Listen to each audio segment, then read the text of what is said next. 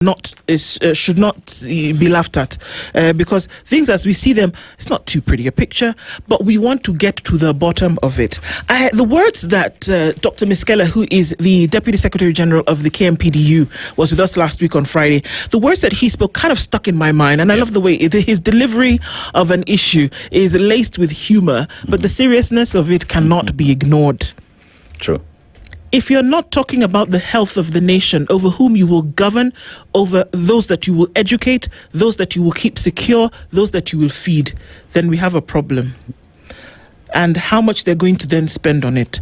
That currently, we don't have a public health system. You have something that is morphing into kind of like some insurance system, and that it is not working in the way in which it ought to. That if you cannot get medical services to each and every corner of the country, then perhaps we have a problem. And that if you a system that is not able to pay folks on an insurance model, then there's a problem. If there is a system whereby you have people who've registered but are unable, not in all cases unwilling, but unable to pay the amount of money per month that it needs for this insurance system to work, then we need to be looking at this thing all over again. That perhaps the money that you're spending on things that don't work, if they were put into one pool where everybody then could gain access, then perhaps we're going into a different place. We had a health economist here who said, you know what needs to happen? That healthcare needs to be taxed. Do you understand? When I say that remember how we talked about your road maintenance levy comes out of your fuel direct once. I don't ask you if you've paid this month because it's a direct thing. Nobody has to ask. The same thing should be done for health, so that you free up that money to then do something else and you put it in this one basket, then you're guaranteed. That's what it means. That everybody in the consumables, that tax comes out of it. So that everybody then now goes to hospital and walks out having been treated.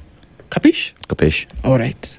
Now, why that does not happen, the health economist told us last week that they too do not understand. That it was a suggestion that had been made, but it didn't happen. Now, while all this is happening, the most frequently visited referral hospital in East Africa and the largest at the moment functioning is the Kenyatta National Hospital. For the longest time, they've been operating, just trying to kind of taking everybody in. Remember, it's a referral hospital. You go there on a referral from a different medical facility, or you should. But with the health situation that we've had over the last, many years, is that people rock up to Kenyatta National Hospital when they can, because they can. And the amenities in the hospital have not been up to scratch. Now, I want to say something here, that while that has been the case, Kenyatta National Hospital, with some of the medical practitioners in that hospital, have delivered some groundbreaking, mind-blowing procedures that have not been carried out anywhere else in the world. True. In the world, guys. And this is not something that we're saying just because we want to speak in hyperbole. This is actually the case. It's backed by evidence. It's backed by evidence. It's shown there are people who've recovered and gone through some of these wonderful surgeries. They've done that on the back of a system that is not up to par in terms of optimal function.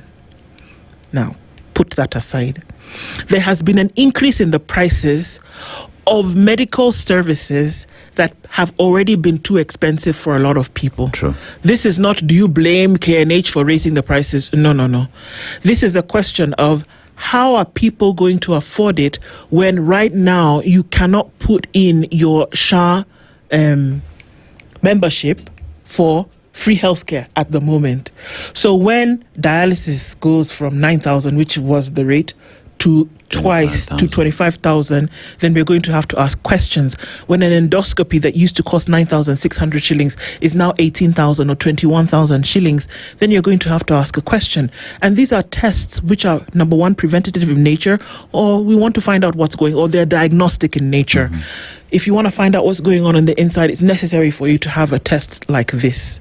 Now, if these have doubled, almost tripled in price against a health system which is already kind of hobbling its way along, how is it going to happen? Dear Mr. President, the state of healthcare is one that needs rapt attention, and that perhaps folks will say, if you took just a little bit of that budget and assigned it to health, with people who actually knew how to operate, perhaps we'd see something different.